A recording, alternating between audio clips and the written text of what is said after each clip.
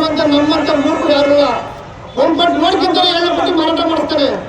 3 ಮಕ್ಕಳಿರೋ ತಂಗಿ ಕೊಡ್ತಾನೆ, ಒಂದು ಸೈಟ್ ನಿಂಗೆ ಸುಮ್ಕಿರೋ ನಿನಗೆ ಕೊಡ್ತೀನಿ ಅಂತ ಹೇಳ್ತಾನೆ.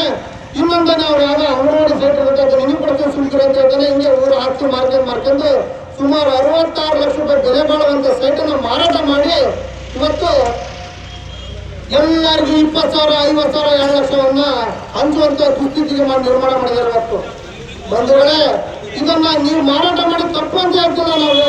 ನಿಮಗೆ ಗೈಡ್ಲೈನ್ ಅಲ್ಲಿ ಭೂಪರಿವರ್ತನೆ ಆದ ಗೈಡ್ಲೈನ್ ಅಲ್ಲಿ ನಿಮ್ಗೆ ಏನಾದ್ರು ಮಾರಾಟ ಮಾಡಕ್ಕೆ ಅವಕಾಶ ಇದ್ರೆ ಮಾರಾಟ ಮಾಡಿ ಅದನ್ನ ನೇರವಾಗಿ ಗ್ರಾಮ ಪಂಚಾಯತಿ ಖಾತೆಗೆ ಹಣವನ್ನು ವರ್ಗಾವಣೆ ಮಾಡಿಕೊಂಡು ಅದರಿಂದ ನೀವು ಊರಿನ ಅಭಿವೃದ್ಧಿ ಕೆಲಸವನ್ನು ಮಾಡಬೇಕಾಯ್ತು. ಅದು ಬಿಟ್ಟು ನಿಮ್ಮ ಜೋರುಗಳು ತುಂಬಿನಕ್ಕೆ ನಿಮ್ಮನ್ನ ನಾಯಕರು ಅಂತೇಳಿ ನಾವು ಓಟ್ ಹಾಕಬೇಕಾಗಿದ್ದಿಲ್ಲ.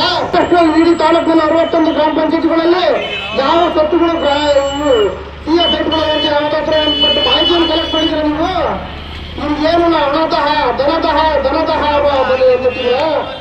ಹಾಗೆ ಬಸವೇಶ್ವರ ನಗರದಲ್ಲಿ ಸಾರ್ವಜನಿಕ ರಸ್ತೆ ಜಾಗವನ್ನು ಅತ್ಯುಕ್ರಮ ಒತ್ತುವರಿ ಅಕ್ಕಪಕ್ಕದ ಮನೆಯವರು ಅದು ಸಹ ಒತ್ತುವರಿ ಮಾಡ್ಕೊಂಡಿದ್ದಾರೆ. ಸುಮಾರು 30-100 ಅಡಿ ಜಾಗವನ್ನು ಒತ್ತುವರಿ ಮಾಡಿಕೊಂಡು ಅದನ್ನು ತಂತಿ ಬೇಲಿ ಹಾಕಿದ್ದಾರೆ. ಹೆಂಗಪ್ಪ ಆ ಒಟ್ಟುಗಳು ಕನೆಕ್ಟ್ ಆಗಕ್ಕೆ ಯಾವ ರೀತಿ ಹೋಗ್ಬೇಕು ಕೇಳಿದ್ರೆ ವಿಡಿಯೋಗಳು ಹಿಂದೆ ಹೆಂಗಿದ್ರು ನಾವು ಹಂಗೆ ಅದೇ ತರನೇ ಮಾಡ್ಕೊಂಡು ಹೋಗ್ತೀವಿ ಅಂತ ಹೇಳ್ತಿದ್ದಾರೆ. ಇದು ನಮ್ಮೂರು ಬೃಹತ್ತಾಗಿ ಬೆಳೆದ್ಬಿಟ್ಟಿದೆ. ಮತದಾರರ ಸಂಖ್ಯೆ 10,000 ಇದೆ.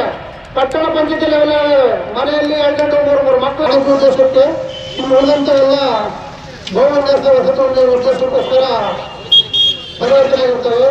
ಸರ್ಕಾರದ ನಿಯಮದ ಪ್ರಕಾರ ಭೂ ಪರಿವರ್ತನೆಯಾದ 1,34 ಗುಂಟೆಯಲ್ಲಿ ಗ್ರಾಮೀಣ ಉದ್ದೇಶಕ್ಕೋಸ್ಕರ ಉದ್ಯಾನವನವನ್ನು ನಿರ್ಮಾಣಕ್ಕೆ 589 ಚದರ ಮೀಟರ್ ಜಾಗ ಬೇಕಾಗುತ್ತೆ. ಇನ್ನೊಂದು ಆಸ್ತಿ ಅದೇ ಜಾಗದಲ್ಲಿ 324 ಚದರ ಮೀಟರ್ ಆಸ್ತಿಯ ಬೇಕಾಗುತ್ತೆ. ಈ ಆಸ್ತಿಯನ್ನ ಸುಮಾರು 2004ರಲ್ಲಿ ಭೂ ಪರಿವರ್ತನೆ ಆದಂತ ಆಸ್ತಿಯನ್ನ ಪುನಃ 14 ಅವರು ಫ್ಯಾಮಿಲಿಯವರು ಮತ್ತು ವಿಭಾಗ ಮಾಡ್ಕೊಂತಾರೆ. ವಿಭಾಗ ಮಾಡ್ಕೊಂತ ಆಸ್ತಿನ ಸುಮಾರು 20 ವರ್ಷಗಳ ಕಾಲ ಸುಮಾರು ನಲ್ಲೂರಿನ ಮತದಾರ ಬಂಧುಗಳೇ ಇದನ್ನು ಕೇಳ್ಕೊಂಡ್ರಿ, ನೀವೆಲ್ಲ ಕೇಳ್ಕೊಂಡ್ರಿ